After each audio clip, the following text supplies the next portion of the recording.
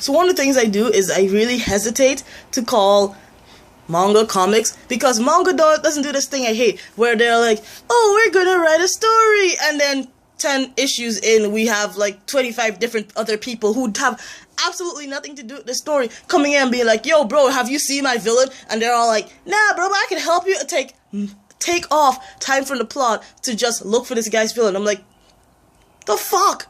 What the fuck does this have to do with anything? This is literally why DC and Marvel are so pissing people off right now. They can't have events that are self-contained anymore. And all the events are everywhere. Every few months, there has to be a huge event. Like, so I don't read Marvel often, so I don't know what the hell is going on. But there's this big-ass original sin event happening. I'm just like, sounds nice. And apparently Inhuman is another event for Marvel. And I'm like, sounds nice. Can I get some information on all the other singles and issues that are happening outside of this event? Nope, because these events are fucking sucking the dick out of this fucking series. All of them. Every single last one of them. I have to admit, Inhumane was like the helping part of Miss Marvel, the new one. Like, the little Muslim girl that I don't remember her name, I feel bad about. But at the same time, it's like, too many events. Jesus. God. Stop it. Like, DC. Oh, God. DC is so horrible for that. Right now, I am reading New Guardians. And I'm reading Red Lanterns. And I've been picking up other singles that caught my eye. And I've noticed this trend where there are events. Every 3 trades is just one event. Like, the first event for New Guardians was, hey, someone stole, like, all the rings in the corpse. I'm like, that's okay. That's a decent event. Because it's only Green Lanterns. Only Green Lanterns. That's good, because it's Green Lanterns. New Guardians. And have the New Guardians in it too, like, from the other corpse and crap. Oops, excuse me. The other people from the other corpse coming in. Great, nice, self-contained. Awesome. Then they have, like, the second trade where they all, like, start pulling up a bunch of crap out their asses. Excuse me. Draft in the house, and they're pulling up a bunch of other crap out of their asses. Like, they have the Wrath of the Third Lantern, the Wrath of the First Lantern, and Rise of the Third Army. Rise of the Third Army, I actually like as an arc, because it's just finally, after years and years and years of the Guardians being dicks and crazy, they finally snapped. Awesome. I like that. Rise of the Third Army. But then, it takes out a bunch of people from the Green Lantern universe for no reason to do nothing.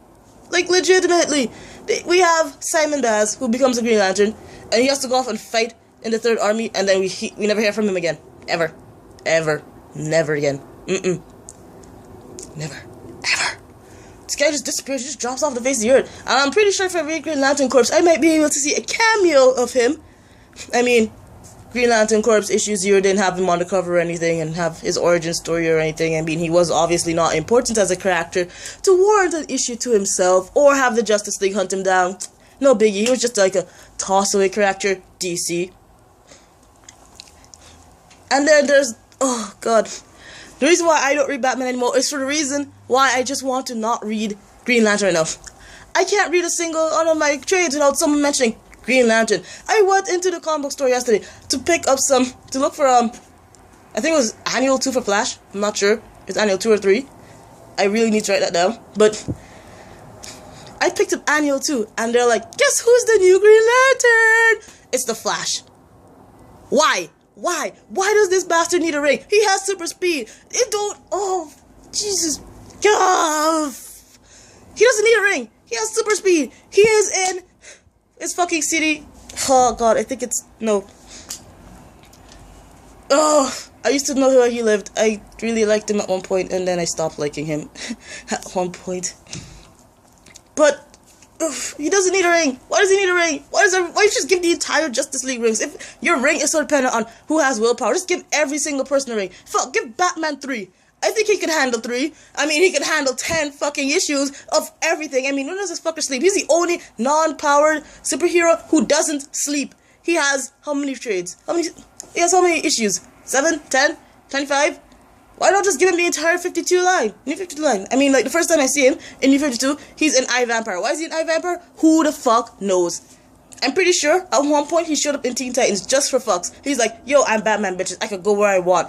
Well, I'm surprised I haven't heard anything about him when Superman... Oh, wait, no, there's that Superman Batman issues that came out. And remember, they already traded it, so it's been out for a while. And remember when they had the Superman Batman thing on Earth... was it Earth 2? Not Earth 2. Yeah, it was Earth 2 with Huntress and Supergirl. I was like, that's actually good. I would read that, except I wasn't interested in that time. But now they have this shit with Batman and Superman, with Bruce and Clark taking back over the mantle, and I'm just like, why? Jesus Christ, this is why I literally shudder to think of manga as comics, because manga doesn't do this shit. Manga doesn't get people angry. Manga doesn't wait halfway through the fucking season and say, oh, wait, we don't like you as a writer on this fucking thing. We're gonna change you. And now all the mangers, like all the manga artists don't even give a shit. As long as they get all their stuff in on time, as long as they do well, as long as they reach their ranking and they fucking sell shit, everyone's happy, everyone's good, everyone's content. No, with fucking comics on this side of the pond, and I don't mean comics, I mean Marvel and DC especially, they're like, oh, by the way, we have a huge wide-eye event, because it's crossover month, and you guys better get your crossover shit on gear. And then the writers are like, oh god, please don't, we will get you crossover, we'll have some really crazy crossover shenanigans, just please don't fire us, please don't change us from our jobs. And then DC will be like, well, if we like your crossover, which we'll probably will, because you're going to write something shitty that you know you'll like, you'll keep your jobs.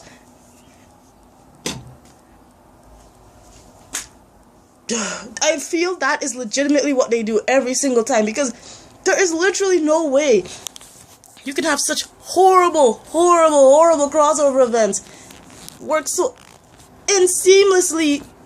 Oh god.